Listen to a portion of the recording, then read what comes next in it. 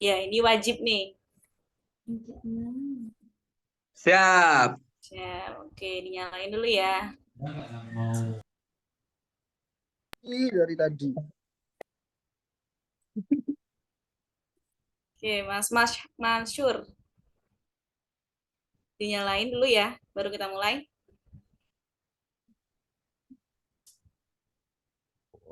Oke, Assalamualaikum warahmatullahi wabarakatuh. Waalaikumsalam warahmatullahi wabarakatuh. Waalaikumsalam warahmatullahi wabarakatuh. Oke, alhamdulillah. Sehat semua ya? Sakit perut. Alhamdulillah. Sakit. Oke, dari Win Wali Songo masih udah banyak belum yang join? Kita absen dulu nih. Dari Win Wali Songo. Ada Mas Zuhruf ya? Banyak dari China. Dari UNJ ya? Dari UNJ udah banyak belum? Hadir. Oke, langsung aja ya kita mulai. Baik, teman-teman. Gimana? Udah siap belum? Ya. Udah siap. Jadi kita sebelum mulai tadi bakal ada pengarahan atau sambutan dulu nih dari Bu Ketua, dari Kak Oktaviani, Ketua Moragister Nasional. Dan jadi sebelum pemaparan materi nanti akan ada sambutan dulu dari Kak Okta. Silakan Kak Okta, kita buka dulu ya sebelum kita buka Kak Okta. Terima kasih Mbak Sela. Bismillahirrahmanirrahim. Assalamualaikum warahmatullahi wabarakatuh. Waalaikumsalam warahmatullahi wabarakatuh. Selamat malam teman-teman. Mudah-mudahan semuanya dalam keadaan sehat ya. Saya mau ngasih pengantar aja sih. Buat teman-teman yang baru, saya ucapkan selamat datang di keluarga Moragister. Semua teman-teman dari Undisma, dari UIN Wali Songo, UIN Suka, UNJ, Unusia, dan Mat Ali Syafi'iyah, Salafiyah Syafi'iyah Situbondo. Saya ucapkan selamat bergabung dan selamat menempuh pendidikan lanjut. Keren, di antara banyak apa ya, santri-santri yang daftar, teman-teman ini orang-orang pilihan. Semua yang keterima PBSB itu bukan orang-orang sembarangan gitulah ya. Entah barokah kiainya, barokah ilmunya, doa orang tua, doa guru selalu menyertai kita, mudah-mudahan. Amin. Oke, sebelumnya saya mau memperkenalkan, saya diamanahi oleh teman-teman buat membersamai kita di sini di Moragister selama 1 tahun ke depan sebagai ketua. Mudah-mudahan kita bisa kerjasama dan apa ya, ini saya senang banget sih jujur. Soalnya yang ikut diskusi lumayan banyak. Ya itu sih kesan saya malam ini cukup baik. Selamat datang. Ini adalah diskusi rutinan. Jadi teman-teman di pengurus itu ada 2 divisi. Yang pertama divisi internal, yang kedua divisi eksternal. Selain dari ketua, wakil, sekretaris, dan bendahara. Jadi ada divisi internal ini punya proker diskusi rutin. Dulu kita sampai sekarang ya, kita masih nyebutnya ruang suara aja. Yakni program diskusi rutin yang di periode ini kita laksanakan sebulan 2 kali, di minggu pertama dan minggu ketiga. Itu buat teman-teman misalkan nanti ini nih, kok minggu depan gak ada ya? Oh iya, karena sebulan 2 kali aja, di minggu pertama dan minggu ketiga ada jeda. Itu saya kenalkan dulu buat teman-teman yang baru. Apa lagi ya? Itu aja sih. Jadi ada tata laksananya juga diskusi ini yang udah diatur dan dirancang sama teman-teman di divisi internal. Boleh saya persilakan Mas Samsul untuk sosialisasi terkait yang kemarin udah di-share di grup. Barangkali dari teman-teman ada yang skip, belum baca, atau yang apa ya kelewat karena ada percakapan di bawahnya itu kayak gitu. Oke, silakan Mas Samsul sosialisasi. Baik, terima kasih Mbak Okta. Sebelumnya, Assalamualaikum warahmatullahi wabarakatuh. Mungkin singkat aja ya, karena kemarin sudah di-share, teman-teman bisa untuk perjelas lagi dibaca di grup ya. Mungkin yang belum sempat, sekarang bisa disempatkan. Namun nanti akan saya hanya mempertegas beberapa poin saja biar nggak nanti kelamaan. Mungkin khawatirnya nanti moderatornya atau pematerinya sudah ingin menggebu-gebu ya menyampaikan materi dan sebagainya atau diskusi dari teman-teman yang lain. Jadi yang mungkin yang ingin ditekankan adalah yang pertama terkait prinsip diskusi ini, bahwa di situ tertulis kali ini insya Allah prinsip kita ada yaitu santika, yaitu santun, insightful, dan beretika.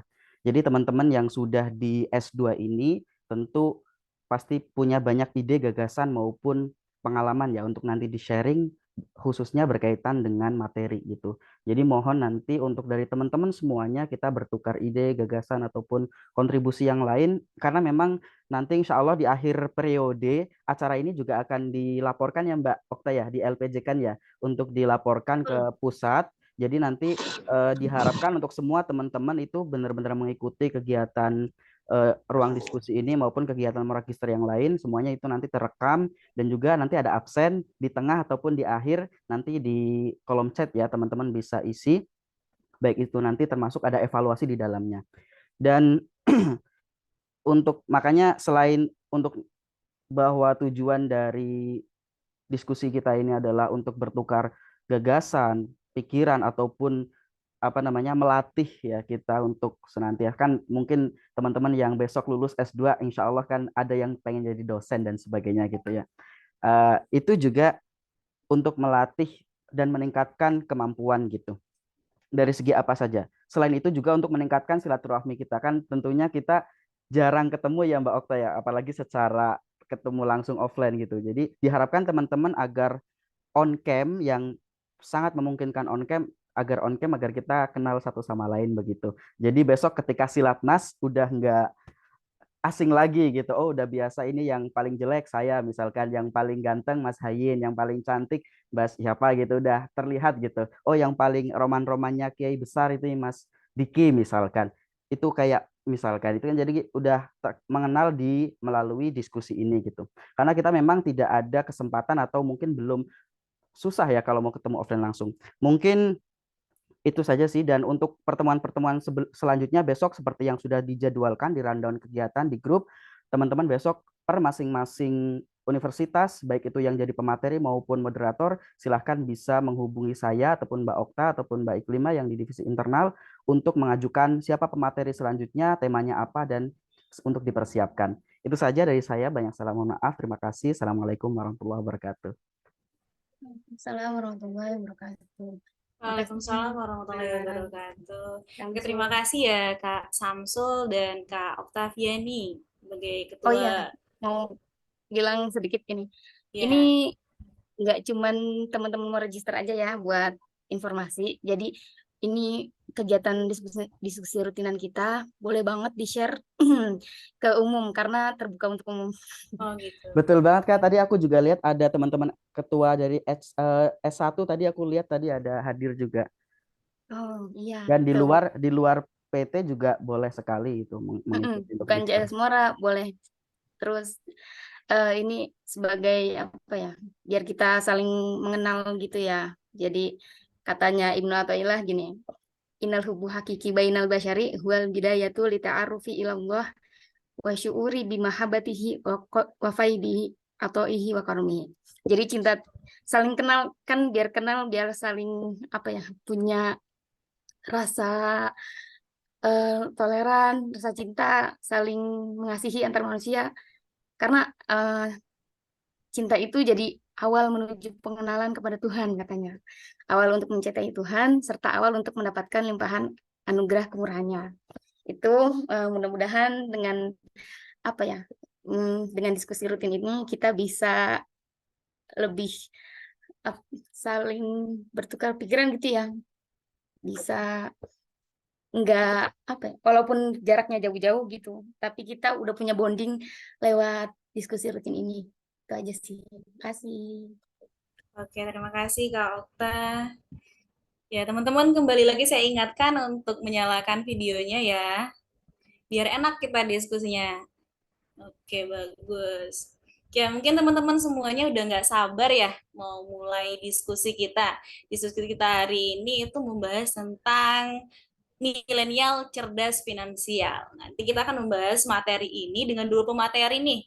Ada Kak Rudianto dan Kak Hayin. Oke. Untuk selanjutnya itu langsung saja ya mungkin kita akan manggil pemateri kita. Yang pertama itu ada Kak Rinto. Kak Rinto ada Kak Rinto? Rudianto, maaf. Ada Bu Maaf moderator. ya, Rudianto. Ada Bu moderator.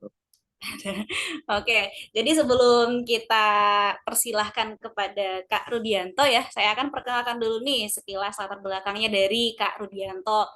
Jadi Kak Rudianto ini lahir di Tanjab Barat di Jambi. Beliau lulusan S1 UIN Sultan Toha Saifuddin Jambi. Kemudian beliau ini juga aktif di organisasi Ansor, teman-teman. Juga beliau ini karya ilmiahnya itu udah ada bikin buku UMKM hebat finansial gitu. Jadi sangat masuk sekali ya sama materi kita hari ini yang milenial cerdas finansial. Kepada Kak Rinto mungkin bisa langsung disampaikan gitu materinya. Kak Rinto, Kak Yadianto.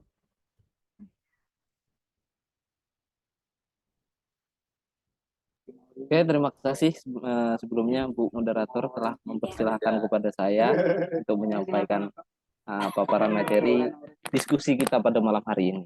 Sebelumnya saya izin share screen dulu ya. Oke, Kak. Mas.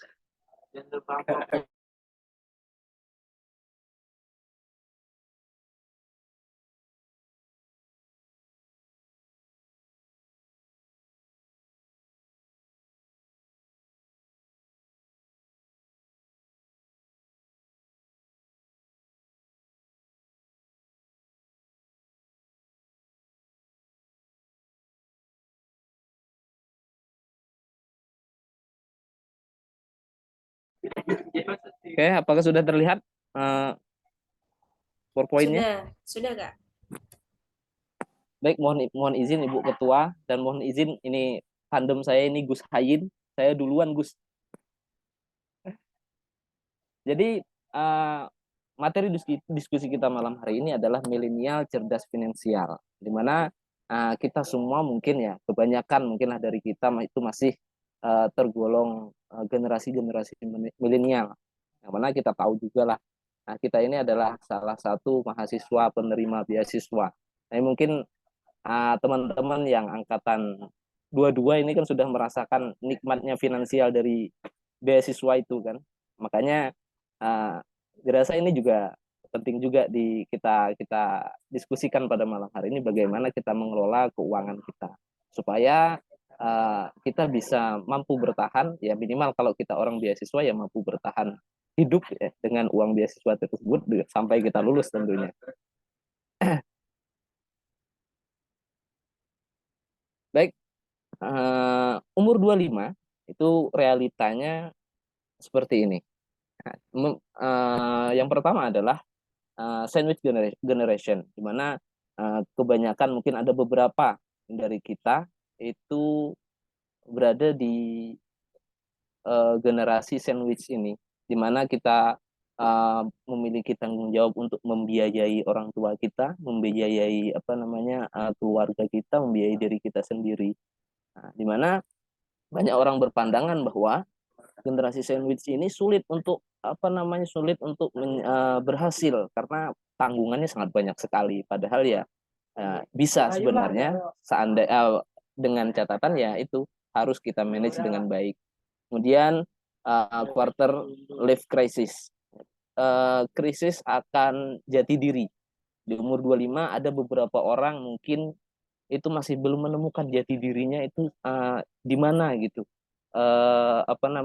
Keunggulan yang dia miliki itu di mana, sehingga dia bingung, saya ini mau jadi apa, mau bagaimana, apa yang mau saya dalami ya kan, ilmu apa yang harus saya kuasai dan lain sebagainya, apa yang harus saya persiapkan untuk kedepannya. Ada masih beberapa orang yang apa namanya mengalami quarter life crisis ini. Kemudian unrealistic expectation, mana ekspektasi yang tidak sesuai dengan realita.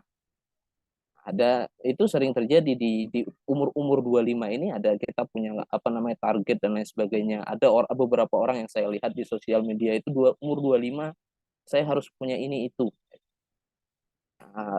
Dan kemudian pada ujung-ujungnya ada beberapa yang targetnya tercapai, ada juga yang ekspektasi. Kemudian selanjutnya ada mental health problem, di mana ini juga menjadi problem anak-anak umur 25 sekitaran itulah kira-kira, yang mana ya mental health problem. Jadi ya kalau saya rasa kita semua ini kan santri ya, sudah terbiasa dengan tekanan dan lain sebagainya ketika kita masih berada di pondok pesantren. Ya kita rasakan waktu kita sekolah dulu, ya, ada tekanan hafalan dan lain sebagainya, itu kita sudah biasa. Jadi mungkin kalau di antara kita itu mental health ini masih bisa kita atasi gitu. Namun pada orang umumnya orang itu ya ini menjadi sebuah problem. Kita lanjut, what does money mean to you? Bagi saya, menurut pandangan saya, uang adalah apa yang kamu perdagangkan untuk dirimu. Jadi uang itu ya bisa kita dagangkan, kita jalankan untuk bagaimana uang itu bisa menjamin kehidupan kita di masa yang akan datang. Jadi perlu dipersiapkan, perlu di planning, perlu di manajemen sebaik mungkin. Nah, dengan cara apa ya? Mungkin dengan banyak cara, dengan investasi dan lain sebagainya. Kita alihkan, kita jalankan uang kita untuk berbagai bisnis dan lain sebagainya. Yang jelas ketika kita memiliki aset, memiliki uang tersebut, ya jangan kita diamkan saja untuk belanja konsumtif, hanya untuk belanja keseharian yang kita makan. Kita harus juga menggunakan untuk belanja produktif, yang mana kita belanja dengan uang tersebut nanti ujung-ujungnya untuk menghasilkan uang kembali. Selanjutnya ada frugal living. Nah, ada beberapa orang menganggap bahwa frugal living ini ya hemat yang luar biasa, sehari-harinya menghemat makan mie dan lain sebagainya, makan mie terus tiap hari kan untuk mencapai frugal living. Namun sejatinya ya frugal living itu ya bukan hidup hemat dengan pelit terhadap diri sendiri, itu enggak. Frugal living ini hidup cermat untuk financial freedom. Jadi apa yang harus kita lakukan? Yang pertama adalah melakukan budgeting sehingga punya pos keuangan untuk hal yang kita prioritaskan. Jadi kita harus uang pembelanjaan kita harus kita sesuaikan, kita planning di awal. Misalnya di bulan ini kita membutuhkan uang belanja itu berapa. Jadi kita manajemen sebaik mungkin, melakukan budgeting, gitu kan, sehingga pengeluaran itu tidak melebihi dari pendapatan tentunya. Kemudian hidup dengan fokus. Nah, di mana kita hidup ini kan pasti punya tujuannya masing-masing, ada keinginan masing-masing. Ada di antara kita yang mungkin punya tujuan punya rumah, ada punya tujuan menabung untuk menikah, ada yang tujuannya mengumrohkan orang tuanya mungkin dan lain sebagainya lah. Jadi kita harus fokus pada tujuan kita. Tujuan kita apa? Jangan tidak fokus terhadap tujuan, karena yang kita tuju ya tujuan yang kita harapkan itu tadi. Kemudian hidup damai dengan kebutuhan kita apa adanya. Ini yang penting. Jadi frugal living itu ya kita harus merasa damai dengan kebutuhan kita apa adanya. Kita biasanya butuhnya apa? Ya. Jangan kita terpancing nafsu. Nah, kadang melihat orang punya ini sehingga kita ingin mengikuti lifestyle ya, ngikutin gaya orang-orang yang berada di sekeliling kita, padahal kita tidak mampu seperti itu kan. Jadi ya kita yang tahu dengan hidup kita yang tahu dengan kebutuhan kita apa. Kalau kita bisa hidup dengan kebutuhan yang sederhana, untuk apa kita harus memaksakan untuk memenuhi kebutuhan yang mewah yang sulit untuk kita penuhi. Kemudian selanjutnya adalah belanja dengan sadar bahwa barang atau jasa yang kita beli adalah yang kita butuhkan waktu itu. Jadi ya itu kan konsep ekonomi itu, kalau kita pemenuhan kebutuhan itu yang pertama adalah kebutuhan primer. Yang jelas kebutuhan primer sandang pangan papan itu ya kita harus penuhi terlebih dahulu. Bagaimana gizi kita tercukupi dan lain sebagainya. Karena memenuhi gizi untuk makanan itu kan nggak harus kita makan di tempat restoran-restoran yang mahal, yang sekali makan itu kita menghabiskan beberapa juta rupiah. Cukup dengan gizi yang lengkap itu ya saya rasa 100.000 itu untuk sekali makan sudah lebih untuk satu porsi orang.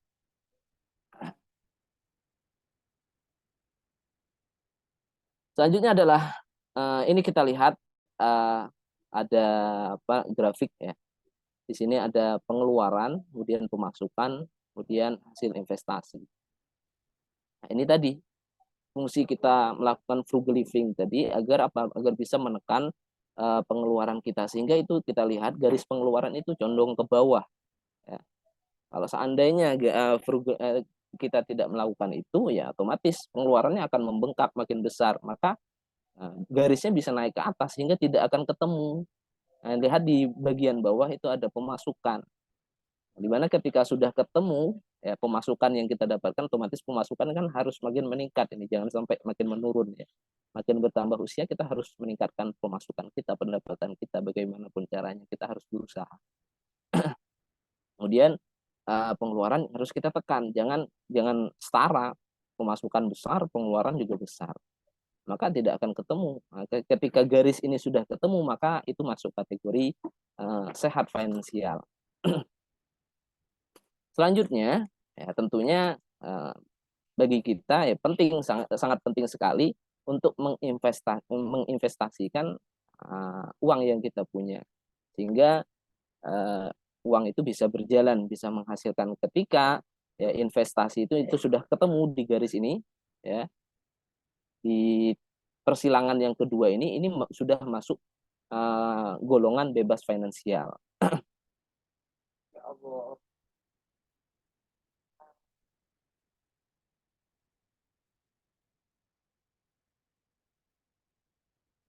Nah, ini ada cuplikan cuitan dari Mirza Adrian. Nah, ini sangat lucu sekali. Frugal living itu kalau tajir tapi irit. Kalau miskin tapi irit itu kodrat living. Kodrat living. Nah, jadi di sini ada pertanyaannya, cukupkah hidup frugal living saja? Apakah kita cukup ya untuk mencapai bebas finansial tadi hanya dengan frugal living? Kalau melihat dari grafik yang sebelumnya tadi, maka tidak sesuai hanya dengan frugal living atau berhemat untuk menekan pengeluaran.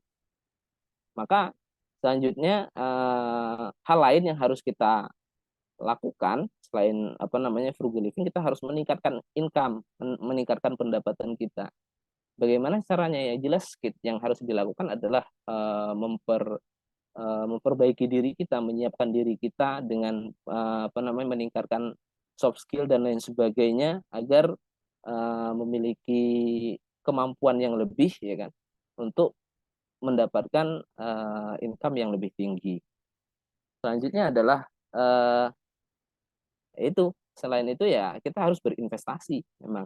Jadi kita tidak cukup dengan pemasukan, karena ya kita manusia itu punya waktu produktif untuk bekerja, ada juga waktu yang dimana dia tidak produktif lagi untuk bekerja. Maka ketika kita sudah mengalami masa itu, yang berjalan ya, itu investasi yang kita tanam tentunya. Cerdas mengelola finansial. Ini.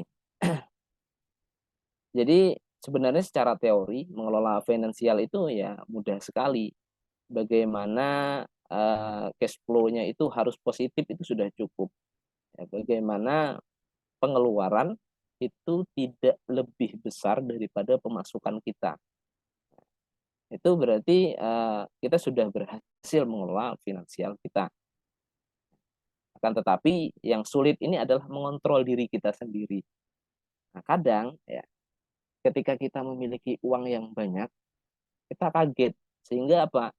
Royal sekali ya kan untuk belanja sana sini, kemudian pergi jalan-jalan, liburan dan lain sebagainya. Nah, ini akan menyebabkan ya itu nanti apa namanya gagal kita mengolah finansial. Jadi ya itu sebenarnya kalau secara teori mudah sekali bagaimana kita menjaga apa namanya menjaga supaya pendapatan atau pengeluaran agar tidak besar pasak daripada tiang lah pokoknya. Tapi yang sulit itu memang mengontrol emosi kita, mengontrol diri kita, bagaimana kita menekan pengeluaran supaya tidak berlebihan. Karena ya itu biasa, sudah sering sekali terjadi ketika orang, ya, kalau bahasa daerah kami itu ketiban durian runtuh, ya kan, mendapatkan rezeki yang banyak itu wah sudah luar biasa royal dan sana sini sana sini. Ya, mohon maaf Kak Rudianto, waktunya tinggal 2 menit lagi ya Kak ya. Oh iya, makasih. Ini sebentar lagi kok.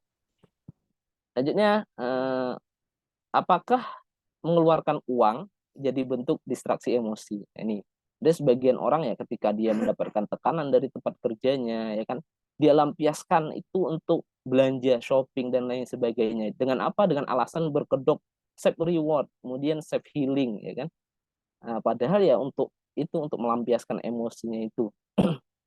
Jadi ya itu ya harus kita tekan, harus apa namanya harus kita tahan emosi kita.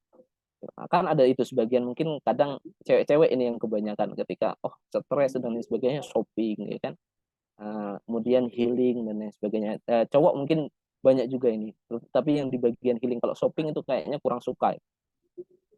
Jadi itu kita harus bisa itu tadi kembali kita harus bisa mengontrol emosi diri kita. Selanjutnya adalah penghasilan. Penghasilan boleh naik, tapi lifestyle itu jangan ikut naik. Nah, itu penting. Kadang ketika orang itu mendapatkan penghasilan yang lebih besar, lifestyle-nya juga naik. Ya. Padahal dia cukup dengan pakai mobil Innova, tapi nggak mau. Dia harus pakai Lamborghini dan lain sebagainya. Ferrari dan lain sebagainya. Itu kadang yang membuat kita gagal mengelola finansial.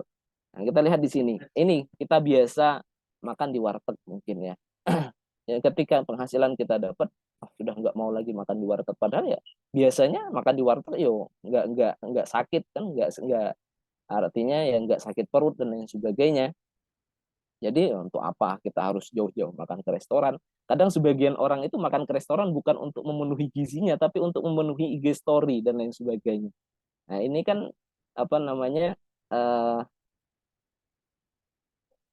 pembuangan sia-sia lah, mubazir dan lain sebagainya kalau bahasa santri itu mubazir. Jadi ya itu untuk apa kita memenuhi lifestyle dengan bergaya yang luar biasa, penuh keren untuk tampil hanya untuk dipandang istimewa oleh teman-teman kita, padahal ya nanti ke depannya untuk masa tua kita itu ya nggak cukup. Lebih baik apa yang kita punya itu kita investasikan ke terserah, investasi itu kan ada banyak sekali macamnya. Terserah kita memilih investasi yang mana yang kita pilih, yang bisa kita kontrol dan lain sebagainya agar untuk mempersiapkan di di masa tua kita nanti itu. Ya, mungkin itu saja dulu dari saya, Bu Moderator. Saya kembalikan ke moderator. Oke, terima kasih banyak ya Kak Rudianto. Semoga human di dalam sini bisa tercerahkan ya. Supaya kita nggak lagi kalau misalkan langsung cair, langsung healing gitu. Oke, terima kasih Kak Rudianto. Sekali lagi saya sampaikan. Langsung lanjut untuk menghemat waktu. Kita ke pemateri yang kedua. Di sini ada Kak Hayin. Ada Kak Hayin, halo. Ada. Oke, sebelum saya persilahkan Kak Hayin, saya mau bacain dulu nih latar belakangnya Kak Hayin ya. Jadi teman-teman semuanya, Kak Hayin Afifi ini lahir di Semenep, Madura. Beliau S1-nya di UIN Sunan Kalijaga, Yogyakarta, prodinya Manajemen Keuangan Syariah. Luar biasa ya. Kemudian sekarang beliau S2 di UNJ, prodi Manajemen Strategi. Sekarang juga Kak Hayin ini pernah aktif di organisasi PMII, dan kemudian beliau juga ada beberapa prestasi, itu beliau selaku pengelola BLKK Pesantren Skill Nurul Hayat. Juga ada asesor kompetensi LSP Skill Consulting.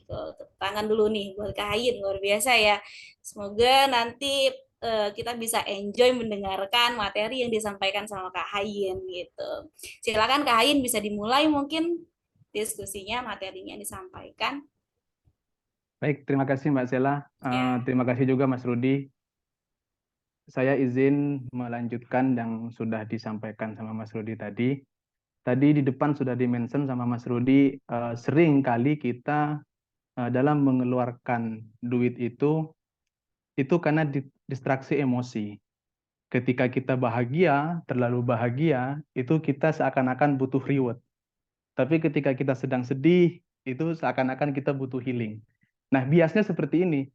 Kita harus menjadikan uang itu selalu dipakai sesuai kebutuhan kita, bukan untuk mengisi kekosongan. Kadang kita selalu merasa ada yang kosong dalam diri kita, entah lagi emosi, lagi sebel, lagi patah hati misalkan. Tiba-tiba pengen belanja aja, tiba-tiba pengen jajan aja, tiba-tiba pengen bakso pedes misalkan, tiba-tiba pengen apa. Nah, itu karena adanya distraksi emosi, maka kita harus berani, harus bisa mengelola emosi kita agar tidak berdampak kepada pengeluaran kita. Oke, next Mas Rudi, minta tolong. Nah, maka kita harus mengetahui nih, mana kewajiban, mana kebutuhan, dan mana keinginan. Kewajiban itu ya selalu berbentuk hal yang wajib kita lakukan. Yang mana dampaknya ketika ini tidak dilakukan, kita akan mendapatkan sanksi sosial ataupun sanksi hukum. Ya, salah satunya zakat sama pajak. Nah, mungkin contoh lain kalau misalkan kita punya cicilan, karena yang punya cicilan bukan cuma orang kaya ya, orang pas-pasan juga punya cicilan. Bahkan mungkin di antara diri kita ada yang punya cicilan. Cuma sangat tidak bebas finansial yang dikatakan Mas Rudi di depan tadi, ketika kita belum wajib zakat, kita belum wajib pajak, tapi sudah punya cicilan, itu sangat tidak sehat finansialnya artinya. Terus yang kedua, kita harus tahu mana nih kebutuhan kita, yang bentuknya bertahan hidup. Dimana kalau kita tidak butuh ini, kita tidak penuhi ini, itu akan berdampak terhadap fisik kita, membahayakan psikis kita, yaitu sandang pangan papan yang dikatakan Mas Rudi di depan. Lalu kemudian kita harus mengetahui mana yang bentuknya keinginan, yang kita hanya senang aja ketika memiliki itu. Ini tidak punya dampak terhadap sanksi sosial dan hukum, tidak punya dampak terhadap fisik dan psikis kita. Ya hanya kebutuhan kesenangan kita aja. Koleksi tas sepatu dan liburan lah misalkan. Nah, cuma misalkan nih kayak kita sekarang sebagai mahasiswa, kita butuh HP, kita butuh laptop, itu kita butuh itu. Cuma HP yang seperti apa? Cuma laptop yang seperti apa? Apakah HP-nya harus iPhone misalkan? Ya nggak apa-apa, teman-teman yang memang sudah bebas finansial, sehat finansial ya maaf, yang sudah sehat finansial nggak apa-apa pakai HP iPhone. Tapi kalau misalkan kebutuhannya hanya untuk komunikasi dan chat pacar misalkan, ya nggak usah iPhone, Vivo aja itu sudah cukup. Tapi kalau misalkan kita adalah konten kreator, yang mana kita menghasilkan pendapatan juga di situ, mungkin kita harus mengupgrade handphone kita menjadi iPhone. Kira-kira seperti itu mungkin. Oke, next Mas Rudi.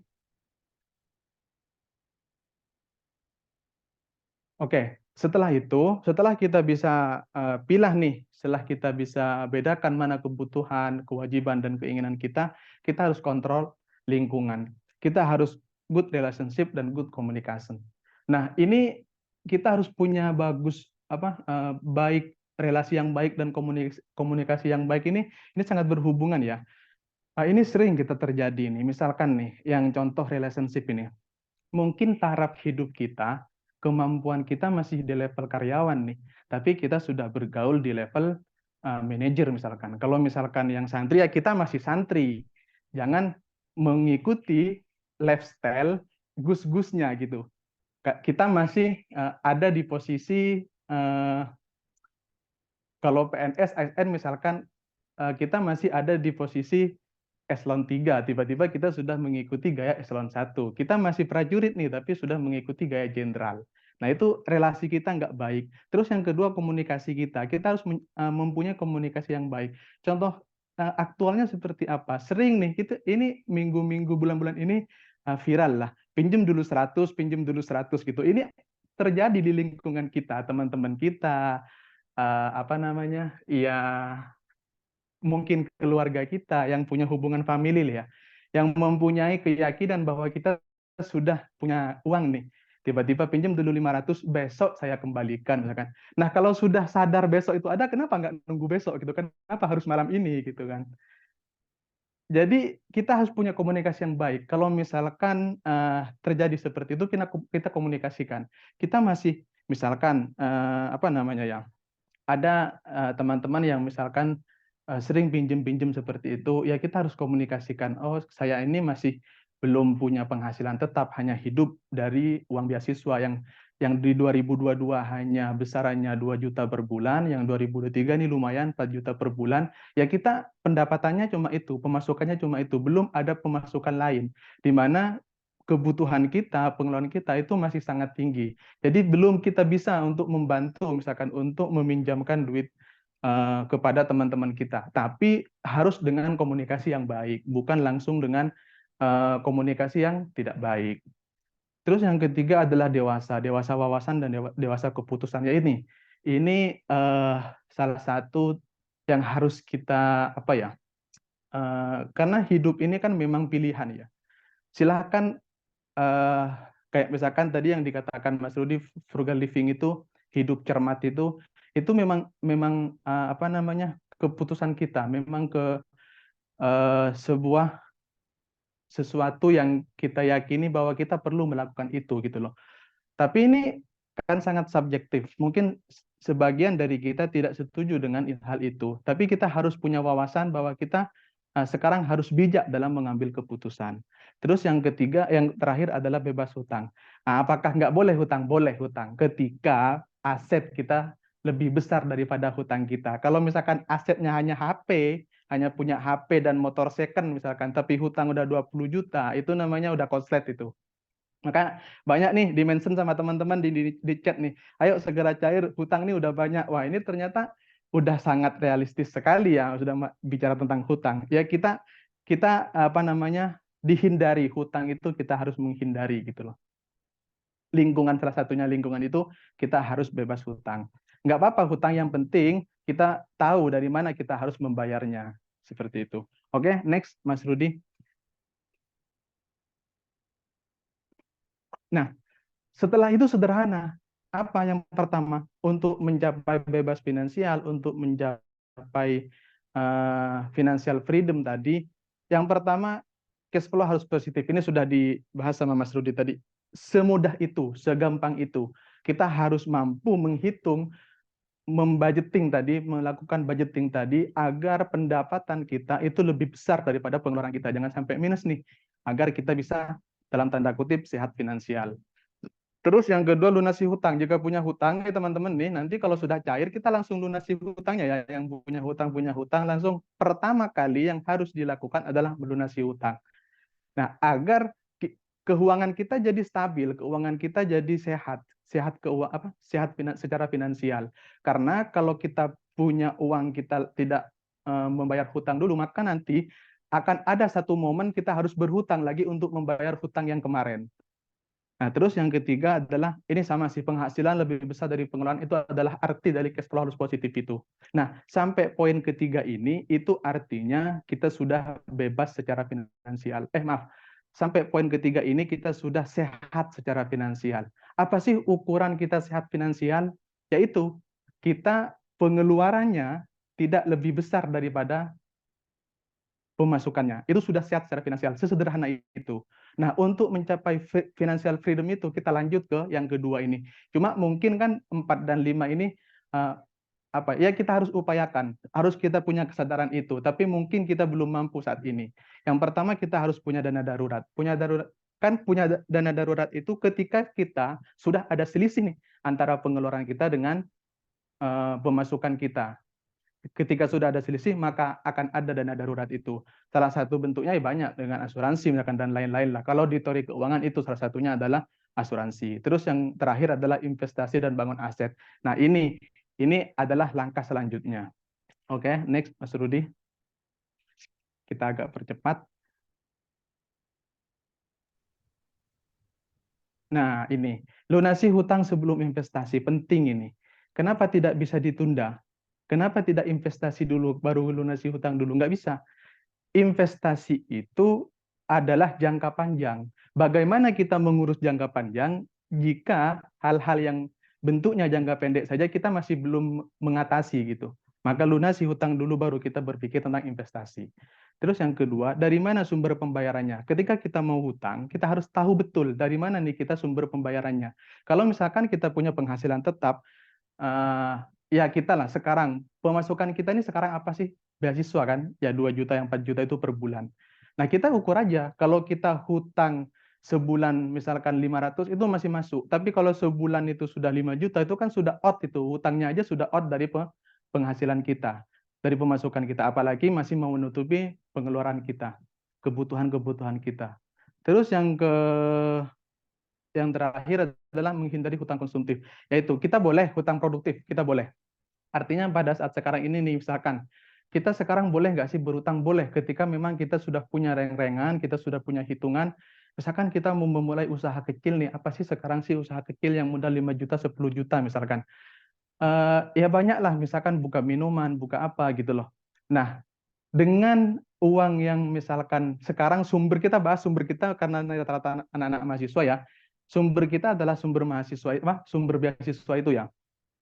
Itu mungkin bisa kita berhutang, tapi dalam tanda kutip hutang kita adalah hutang produktif, bukan hutang konsumtif. Bukan hanya untuk memenuhi kebutuhan kita, tapi memang ada satu proyek, ada satu kesadaran di kita bahwa kita harus memulai usaha. Misalkan usaha apa ya terserah nanti teman-teman dipikirkan. Tapi itu sudah harus kita pikirkan gitu. Oke, lanjut Mas Rudi. Nah, tentang investasi. Kita mungkin melihat investasi ini kita bayangannya langsung apa ya, terlalu besar angan-angan misalkan. Masa sih kita sekarang bisa investasi? Bisa. Artinya investasi yang kita nggak usah muluk-muluk. Nanti kita akan bahas investasi apa yang kita bisa lakukan sekarang. Investasi itu ada 2 faktor memang ya, ada 2 yang harus kita jalan, yang 2 tahap lah. Pertama memang harus kita berusaha ada selisih nih antara penghasilan sama pengeluaran.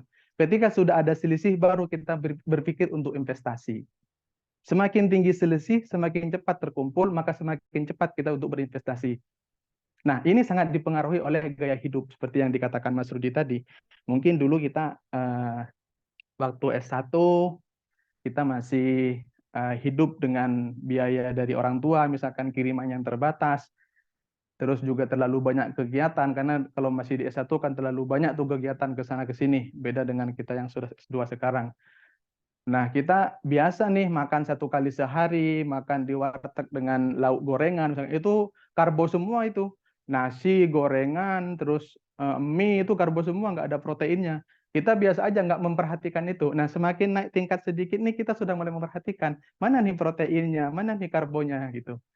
Nah, ini sebenarnya kan nggak harus mahal seperti yang dikatakan Mas Rudi tadi. Yang penting terpenuhi aja proteinnya, karbonya kita penuhi aja gitu. Nggak harus yang mahal-mahal. Terus yang kedua memang perlu waktu. Perlu waktu, kapan nih kita mau mulai? Ya sekarang sih. Kita harus mempunyai kesadaran mulai sekarang kita harus berusaha untuk mempunyai selisih nih agar kita bisa berinvestasi, agar kita minimal kalau kita belum bisa berinvestasi minimal kita sudah bebas secara finansial, karena ini akan terbawa ya. Kita di umur 25 tadi, benar kata Mas Rudi tadi, kita ini udah ada di posisi di mana apa ya, kita merasa waduh sekarang kita belum jadi apa-apa nih. Kita belum punya kemampuan apa-apa nih, kita mau jadi apa gitu. Nah, ini harus kita mulai, kita harus mempunyai prinsip, mempunyai pola pikir agar sebisa mungkin kita harus bebas dulu secara finansial agar melangkah ke selanjutnya mungkin ke pernikahan dan lain-lain, kita sudah punya kesadaran hal itu. Terus yang terakhir ya kita harus mulai konsisten aja, karena memang ya benar teori ini ya sesederhana itu, yang penting nggak terlalu besar, nggak berselisih lebih antara pengeluaran dan pemasukan, sesederhana itu, tapi kan sangat sulit sekali. Oke, next Mas Rudi. Nah, ini. Mohon maaf, Mas Ya. Hayin, bisa dipercepat mungkin ya, soalnya Oke. waktunya udah ini habis. Satu menit lagi, Mbak Sheila. Oke. Oke. Nah, ini yang saya maksud tadi. Investasi itu sekarang kita bisa sih investasi pada hidup kita sendiri, pada diri kita sendiri. Dengan cara apa? Mungkin meningkatkan kompetensi, bisa mengambil banyak peluang, penghasilan bertambah, sehingga bisa penghasilan bertambah dan hidup berkembang lebih baik. Artinya kita sekarang ada selisih nih dengan pemasukan kita yang 2 juta, yang 4 juta, terus pengeluaran kita, kebutuhan kita hanya di angka 3 juta, misalkan yang 4 juta di angka 3 juta, ini kan ada selisih 1 juta nih. Kita bisa investasikan dengan cara apa? Ayolah ikut kursus, kembangkan kompetensi. Kalau misalkan merasa, oh kayaknya aku punya ketertarikan di dunia desain misalkan, silakan ikut pelatihan desain. Oh kayaknya ada ketertarikan di public speaking, silakan ikut kelas-kelas public speaking, agar itu namanya investasi kepada diri kita, agar kita bisa berkembang, mempunyai skill, lalu mempunyai penghasilan tambahan lagi, sehingga hidup kita akan berkembang menjadi lebih baik. Oke, next Mas Rudi. Nah, ini di awal udah tadi sih. Ini analogikanya aja. Penghasilan kita misalkan kita pakai yang angkatan 2003 ya, 2023 ya, 4 juta. Kita bisa nabung tiap bulan 500.000 misalkan. Tabungan 1 tahun 6 juta, misal kita investasikan dengan return 100%. Ini pakai investasi yang benar-benar investasi ya. Hanya bertambah 600.000. Kita investasi setahun 6 juta, itu hanya mempunyai penghasilan 600.000 per tahun. Itu sangat kecil sekali. Nah, ini yang kadang-kadang kok kecil ya. Masa 6 juta cuma dapat 600.000? Karena memang yang kita investasikan kecil gitu loh. Semakin besar ya hasilnya juga akan semakin besar. Makanya kalau misalkan kita belum bisa investasi yang bentuknya saham, yang bentuknya reksadana, yang bentuknya emas, yang bentuknya apa, misalkan kita di awal tadi kita harus investasi kepada diri kita sendiri. Gimana investasinya kita bentukkan dalam mengembangkan skill dan kemampuan kita. Oke, next Mas Rudi. Terakhir, nah udah ini sudah tadi ya. Kita harus belanja produktif, jangan belanja konsumtif. Oke, next. Oke, terima kasih teman-teman. Ya, diharapkan nanti bukan pertanyaan ya, bukan pertanyaan, tapi ya nggak apa-apa kalau misalkan bentuknya pertanyaan, kita silakan kita cari bareng-bareng jawabannya seperti apa. Karena memang konsepnya, saya cerita dikit ya Mbak Sheila ya. Dikit, 1 menit ya. Kemarin itu kan diskusi nih sama Mas Rudi. Kira-kira apa ya, kita mau diskusi apalah. Terus dapat nih satu kunci, pokoknya yang sederhana dan dekat dengan kita. Ya itulah. Masa tadi sih sempat misalkan bahas tentang ditutupnya TikTok Shop dan lain-lain, itu terlalu jauh dan terlalu berkebijakan gitu. Ketika membahas itu kayaknya terlalu banyak nih yang kita libatkan gitu. Dan kita belum mampu menjangkau itu. Yang dekat dengan kita lah apa? Oh, kayaknya hidup kita ini sekarang ada di posisi ini gitu. Tapi belum berarti belum pasti kita sudah ada di posisi itu. Cuma kita mempunyai keyakinan itu. Maka kalau istilahnya Pak Khotib itu setiap Jumat, ini adalah usikum wa nafsi bitaqwallah namanya. Kita berwasiat bukan berwasiat, maksudnya mengajak diskusi kepada teman-teman, memberi nasihat, memberi pandangan, sekaligus kepada diri kita sendiri.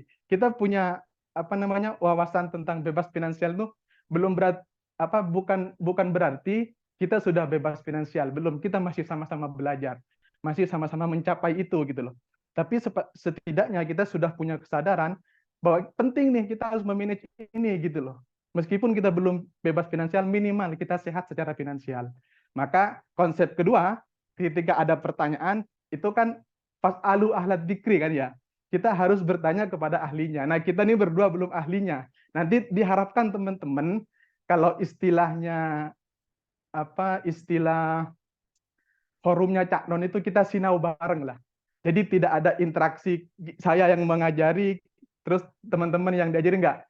Silakan nanti ditanggapi, ditambahkan kalau misalkan ada yang ditambahkan. Mungkin teman-teman yang sudah punya pengalaman di situ, mungkin sudah ada yang berkeluarga nih. Otomatis teman-teman yang sudah berkeluarga itu pengalamannya lebih daripada kita berdua nih.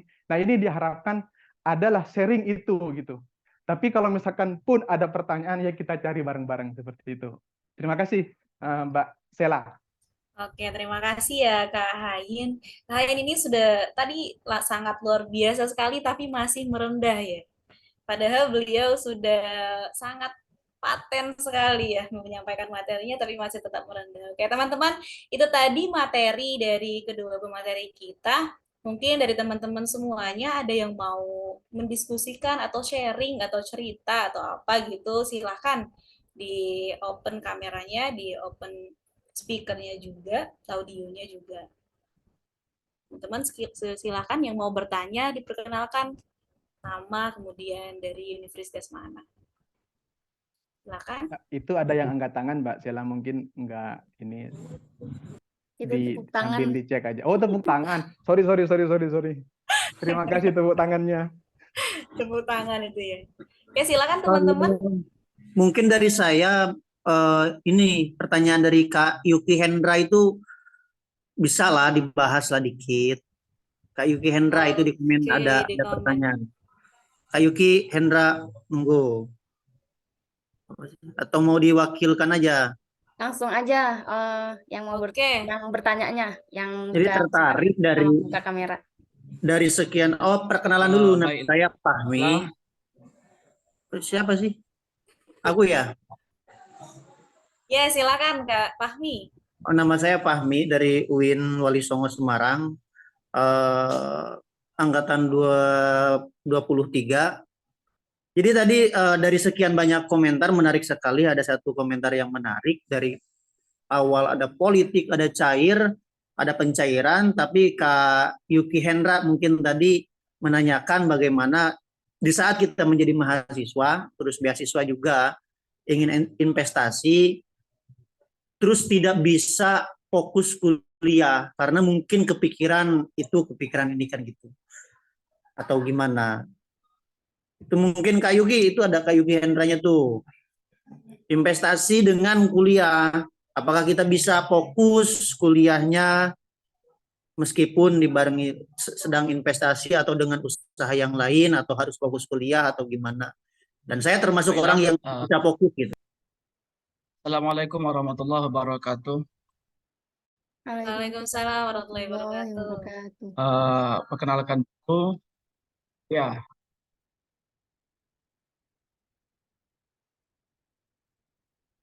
Ya, silakan. Perkenalkan dulu, nama saya Muhammad Yogi Hendra, perwakilan dari penerima beasiswa untuk Menteri Mahat Situbondo. Jadi pertanyaan singkatnya adalah kadang kita itu di dilema antara kita melakukan investasi dan juga fokus belajar. Apalagi misalkan seperti kami yang masih berada di dalam sebuah pesantren, itu tidak bisa berbuat apa-apa. Untuk memikirkan untuk bisa investasi itu membutuhkan hal yang harus dipikirkan, karena pesantren tentunya kan butuh di sana ada banyak kali peraturan, kita tidak bisa menggunakan media sosial secara luas dan banyak hal lain. Jadi kira-kira bisa tidak kita fokus belajar sekaligus juga investasi? Karena kita sudah tahu, kita sadar bahwa investasi itu diberikan beasiswa kan agar kita fokus belajar. Kita tidak memikirkan uang, kita tidak memikirkan kerja, kita tidak memikirkan misalkan uang untuk membeli buku, membeli kitab, dan sebagainya dengan adanya uang dari beasiswa itu. Artinya sebenarnya beasiswa ini untuk apa? Apakah kita agar fokus belajar sehingga menjadi orang yang berhasil atau untuk investasi? Ini Oke, terima kasih ya Kak Yuki Hendra. pertanyaan saya. Mungkin Terima kasih. ya, mau langsung dijawab kepada pemateri, mau langsung dijawab atau langsung lanjut ke pertanyaan selanjutnya, Kak? Ya, sambil lalu aja ya. Nanti teman-teman kalau misalkan ada silahkan di chat atau nanti langsung hidupkan mic ya. Tapi Iya. saya coba ya bukan menjawab, kita sharingkan aja. Nah, benar seperti yang dikatakan Mas Yuki tadi. Mas Yuki ya namanya ya? Ya. Jadi kita nih sebenarnya uang beasiswa kita nih untuk apa sih? Untuk fokus belajarkah atau untuk investasikah gitu. Nah, kita tadi sudah dibahas ya apa namanya? Investasi itu tidak harus bentuknya yang saham itu. Tidak harus yang bentuknya saham atau misalkan reksadana yang misalkan yang memang yang dikatakan Mas Yuki tadi yang memerlukan harus punya konsentrasi lebih di situ. Tapi kita memang dengan menggunakan dana beasiswa itu untuk kebutuhan kuliah kita, agar kuliah kita maksimal, lulus dengan baik, terus kompetensi kita terpenuhi, menjadi lulusan terbaik misalkan, itu adalah bentuk investasi juga. Jadi memaksimalkan uang beasiswa untuk keperluan kuliah itu adalah investasi kita. Dalam tanda kutip ya tadi itu, jangan sampai kita head on gitu loh. Karena kita tiba-tiba cair banyak, dar gitu, tiba-tiba kita langsung royal seperti yang dikatakan Mas Dudi tadi, royal gitu, royal untuk belajar, royal untuk apa gitu. Jadi fokusnya aja, yang penting memang untuk mengembangkan diri kita. Ketika kita sudah mempunyai nilai lebih, mempunyai nilai tambah baik dari segala wawasan, pemikiran dan juga skill misalkan, itu juga bentuk investasi kita. Jadi selama 2 tahun kita kuliah ini ya kita fokuskan untuk itu. Jangan sampai di 2023 ini nanti lulus di 2026 kemampuan kita masih sama gitu. Padahal kita sudah mempunyai dana itu untuk mengembangkan diri. Jadi kita investasikan sepenuhnya untuk mengembangkan diri. Nah, itu yang pertama. Yang kedua, ya fokus dari tema kita ini, yang penting kita sehat finansial dulu. Jangan sampai kita terlilit utang. Apalagi anak PBSP tiba-tiba terlilit pinjol misalkan. Itu sangat tidak disarankan lah. Kalau tiba-tiba kita terlilit pinjol gitu, masa kita sudah mempunyai penghasilan tanpa kerja, dalam tanda kutip ya, tanpa kerja sudah enak-enak aja gitu, masih terlilit pinjol, itu jangan sampai.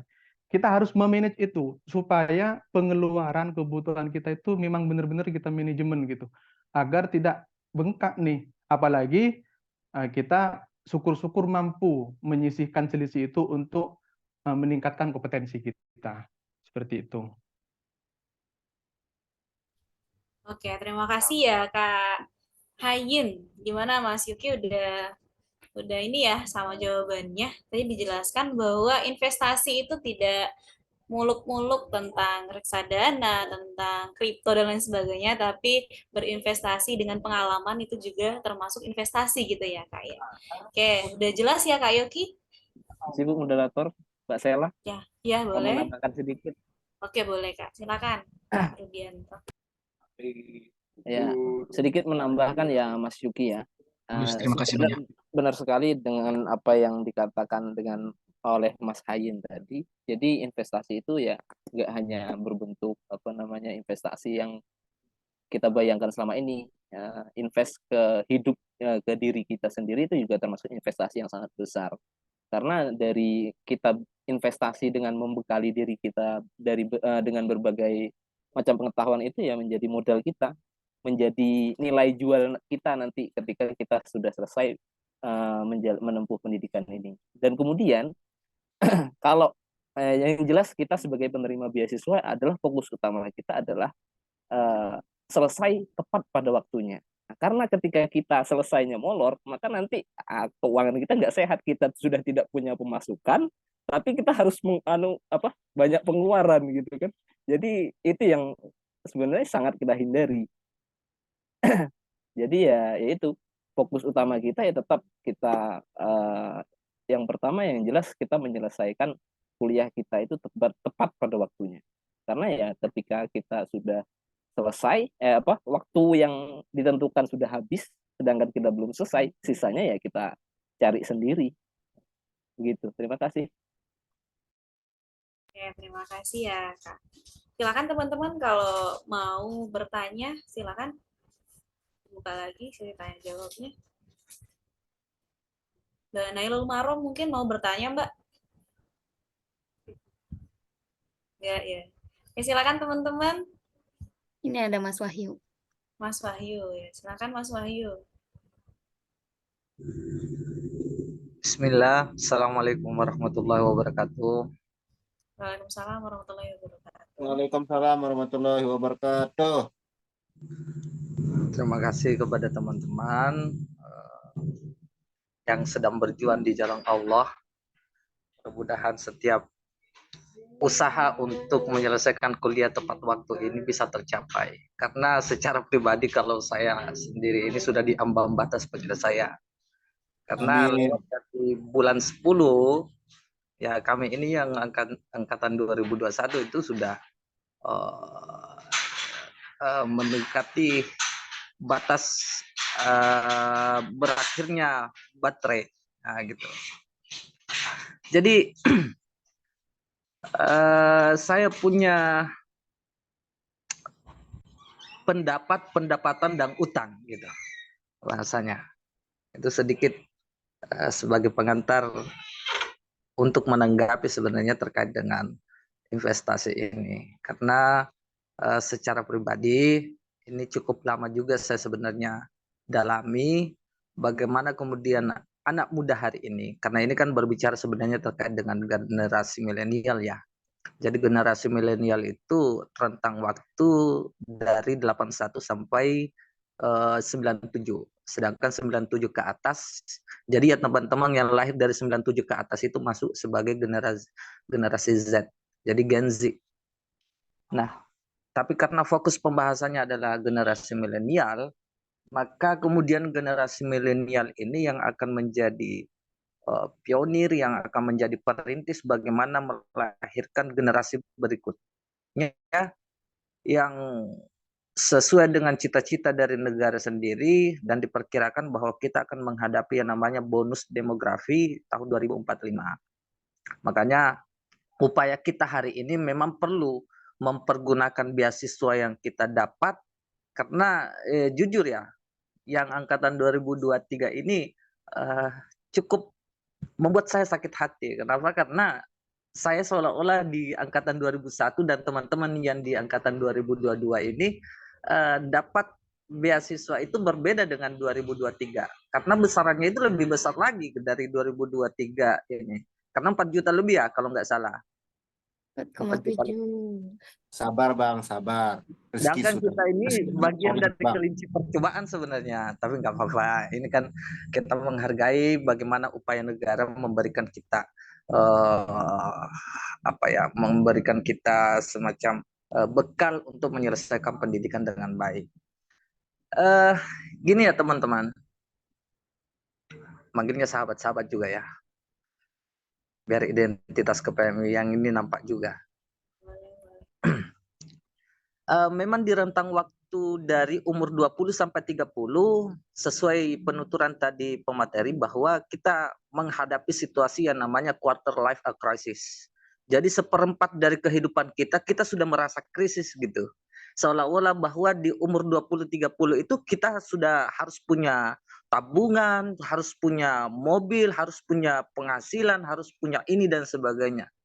Jadi hasrat terkait dengan materi ini memang sangat memuncak di umur 20-30.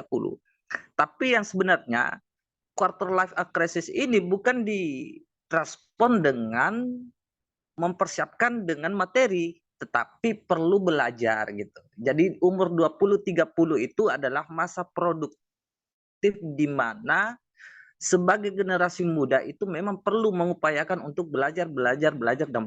Nanti lewat dari 30 kemudian baru kerja sesuai dengan jargon dari Pak Jokowi. Jadi apa yang diberikan oleh negara hari ini untuk teman-teman yang angkatan 2023 ini itu besarannya sudah sangat bagus untuk mengakselerasi bagaimana kompetensi kita. Karena memang kita perlu mengupayakan mempercantik diri kita dengan pengetahuan, membekali diri kita dengan ilmu-ilmu yang sangat brilian gitu kan. Nah, itu adalah investasi. Jadi investasi tidak hanya dimaknai dengan materi, duit, dan semata, tetapi investasi kita adalah belajar kemudian. Jadi kalau kemudian kita gabungkan ya, apakah bisa kita sambil kuliah kemudian berinvestasi duit? Oh boleh, silahkan.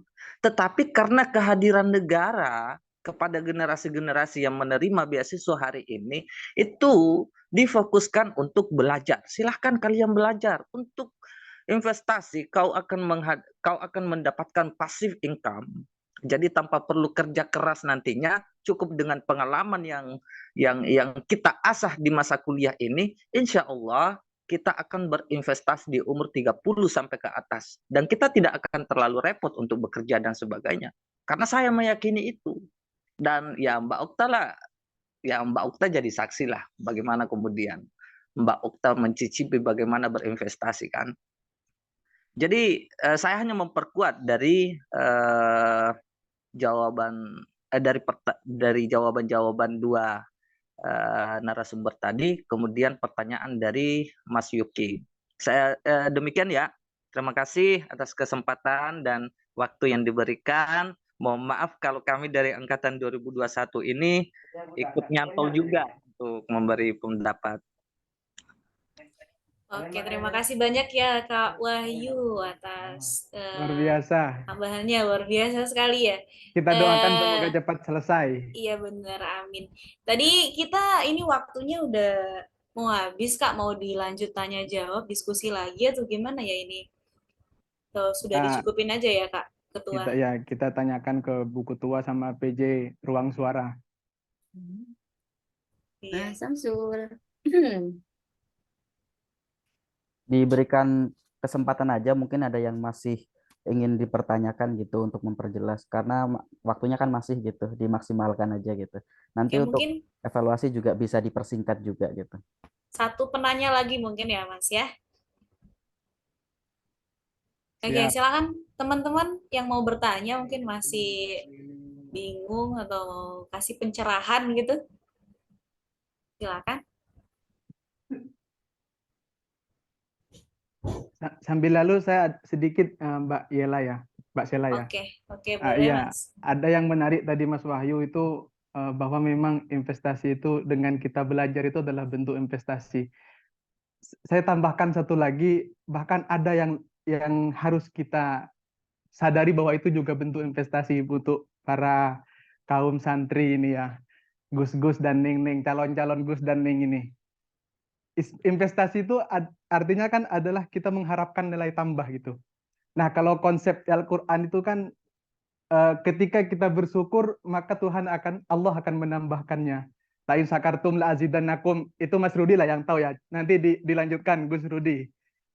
Jadi ketika kita memang benar tadi yang dari awal itu, kita merasa cukup aja, kita bersyukur aja dulu, jangan terlalu head on dengan menerima duit beasiswa yang dengan mudah ini dalam tanda kutip tidak bekerja gitu. Jadi kita maksimalkan benar-benar untuk kebutuhan pendidikan kita gitu. Jangan untuk kebutuhan yang lain, misalkan membiayai pacar dan lain itu nantilah kalau sudah menikah lah ya. Nah, untuk hal-hal yang lain kita rem dulu nih. Kita harus benar-benar memaksimalkan pendidikan kita, kebutuhan skill kita tingkatkan kompetensi kita dan lain-lainnya. Maka investasi kita untuk kita saat sekarang ini, kita bersyukur aja dulu dengan yang kita dapat. Yang 2 juta silakan bersyukur dengan 2 jutanya, yang 4 juta silakan bersyukur dengan 4 jutanya. Itu adalah bentuk investasi terbaik kita lah kira-kira. Seperti itu Mbak Sela. Terima kasih Mas Hayin. Silakan teman-teman. Kalau tidak ada mungkin kita cukupkan ya kalau tidak ada. Dievaluasi dulu mungkin Mbak, atau ada closing statement nggak dari Mas Rudi? Tadi kan dari Mas Hayin ada, itu udah. Iya, mungkin ada Dan Mas Rudi, nanti mana Mas Rudi? dokumentasi ya Mbak sebelum selesai. Udah diwakilin sama Gus Hayin tadi. Oke, mungkin kita cukupkan ya Mbak Tua. Boleh Mas Samsul, diskusinya ditutup, dilanjut evaluasi. Nanti mungkin saya mau sedikit, karena ini kan ada dari 2023 juga ya, mau sedikit woro-woro. Oke, Terima siap. kasih. Oke teman-teman sekalian, terima kasih ya atas waktu dan kesempatannya untuk mendengarkan materi kita bersama dengan Kak Hayin dan Kak Rudi. Mungkin cukup untuk diskusinya, dilanjut nanti ada evaluasi dari Kak Samsul dan pengarahan lagi dari Kak Okta. Silakan Kak Samsul, evaluasinya Kak. Sebenarnya evaluasi langsung dari moderator Mbak. Bagaimana? Dari moderator gitu? Iya, nggak apa-apa. Nanti misalkan ada perlu dari Mbak Okta gitu ditambahkan. Oke, karena dari moderator ya, mungkin kita rangkum saja dari materi yang pertama sama yang kedua tadi dijelaskan sama Kak Rudi. Itu dijelaskan bahwa kita itu kalau lagi sedih maunya healing, kalau lagi bahagia maunya self reward gitu ya. Itu mungkin buat teman-teman jadi pelajaran untuk kita jangan untuk diterapkan lagi di kehidupan kita, karena itu tidak bagus untuk memanage bagaimana keuangan kita, bagaimana finansial kita selaku milenial yang cerdas. Kemudian tadi juga ada dijelaskan ya dari Kak Hayin bahwa investasi itu tidak hanya dari bagaimana kita di kripto dan reksadana dan lain sebagainya. Investasi itu juga bisa dari pengalaman, dari belajar, dari target yang kita capai, itu termasuk investasi dari kita gitu. Jadi dari materi ini semoga teman-teman semuanya tercerahkan gitu ya, tercerahkan sebelum mendapatkan LC ini bisa di stop di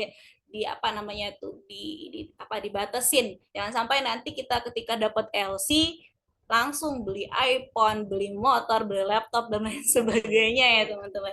Jadi kita harus di stop dan di cut ini, jangan kayak gini. Kalau misalkan 2 juta itu cukup, 4 juta itu lebih cukup. Kalau 2 juta bisa nabung sekitar 500.000 per bulan, kalau uangnya 4 juta berarti 2.500.000 bisa nabung per bulan gitu ya teman-teman. Mungkin itu ya dari moderator gitu ya Mas Samsul. Mungkin ada Mbak Oktavia. Oke, terima kasih Mbak Sela. Oke, siap Kak. Saya ini sih pengumuman sedikit, khususnya untuk teman-teman 2022 yang masih terkendala pencairannya dan yang dari 2023 yang belum kunjung cair. Ini untuk informasi aja, teman-teman. Pengelola kita nggak diem kok. Jadi semua itu udah dipikirin, semua dari Pak Direktur, Pak Deponren, Pak Basnang, Kasubdit Pendidikan Pesantren, dan pengelola pusat Pak Heri. Sejak jauh-jauh hari, sejak teman-teman masih tes wawancara itu sudah diurusin. Tuh. Kemarin terakhir kan prosesnya sudah membuka buku rekeningnya. Untuk yang Mahat Ali Situbondo sudah juga kan ya? Sudah mengisi link untuk buka rekening baru? Oke. Ya. Oh iya, jangankan teman-teman yang pengumuman kelulusannya baru diumumkan ketika bulan Agustus ya, kalau nggak salah. Pewawancara juga sampai sekarang masih diproses terkait honoriumnya. Jadi memang ada perubahan besar. Ini buat ketahuan buat pengetahuan teman-teman aja. Ada perubahan besar di PBSB. Tahun saya sama tahunnya Mas Wahyu dan teman-teman 2021 itu anggarannya langsung dari APBN ke Kementerian Agama itu. Makanya cairnya itu bisa diketahui langsung sama Pak Heri karena memang yang mengelola dananya dari APBN kas negara langsung ke Kementerian Agama. Nah, dengan jumlah beasiswa yang sekian, 2 juta. 2 juta, tapi tidak sebanyak komponen beasiswa yang akan diterima oleh teman-teman dari tahun 2023. Nah, tahun 2023 ini ada dana abadi pesantren untuk pendidikan. Salah satunya dialirkan dananya untuk ke PBSB angkatan teman-teman di 2023. Ini terjadi perubahan besar karena dari APBN itu ke LPDP baru disampaikan ke pihak Kementerian Agama. Nah, dari LPDP ini kita masih nunggu apa ya, follow up-nya, kebijakannya seperti apa. Tapi yang perlu teman-teman tahu, walaupun sekarang belum cair ya, belum kelihatan uang yang banyak itu yang kita dari tadi bilang lebih banyak.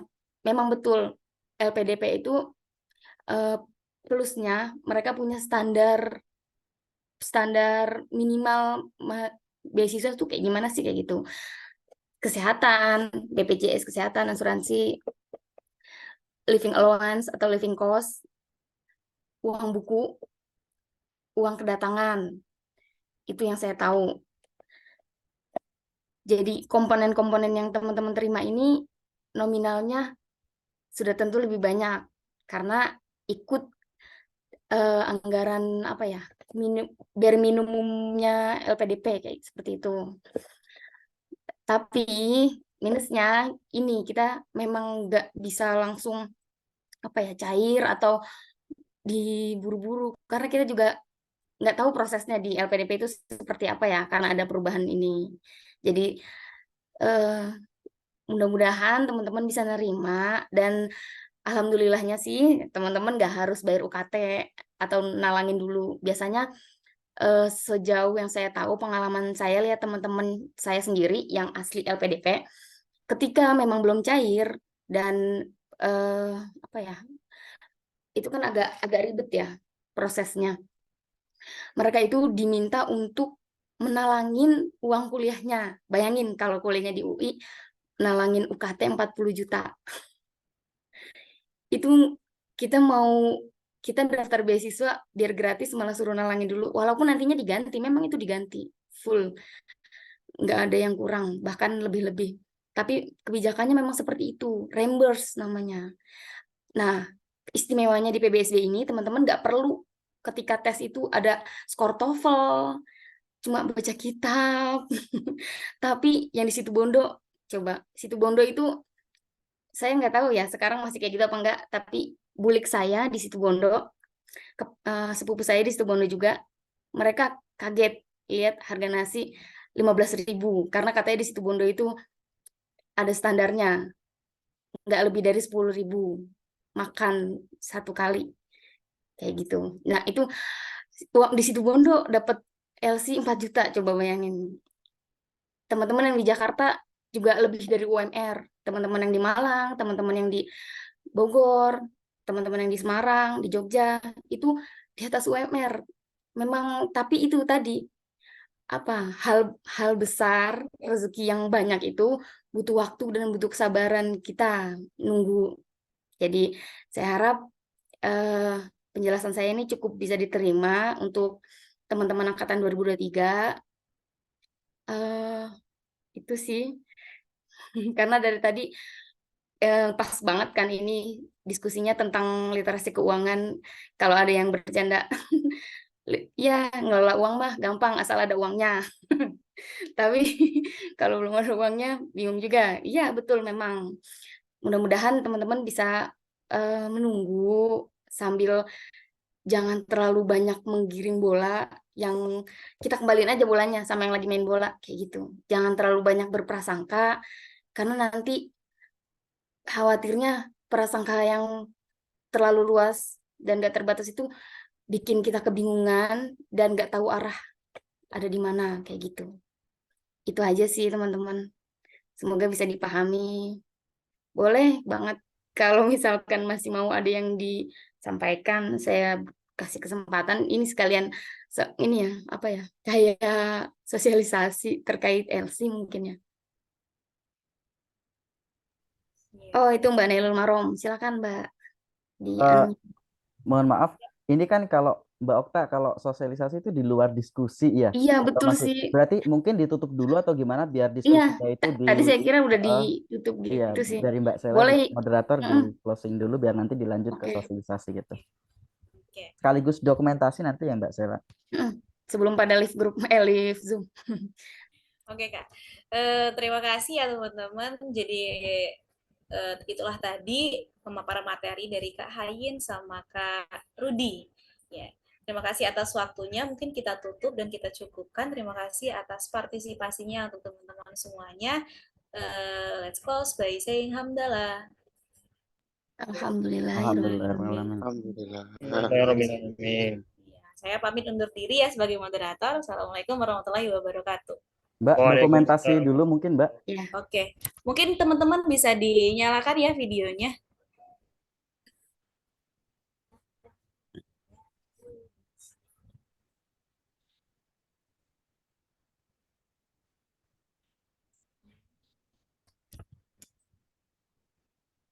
Sudah?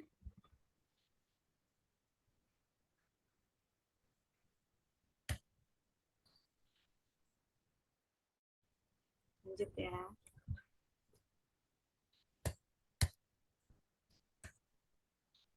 Oke, terima kasih Mbak Sela, Mas Rudi, Mas Hayin atas waktu dan kesempatannya berbagi ilmu sama kita. Kalau ada yang mau live selain angkatan 23 boleh, tapi kalau mau stay silakan, saya buka satu pertanyaan dulu, silakan. Mbak yang tadi mau nanya. Permisi Mbak, Ya. boleh nanya nggak?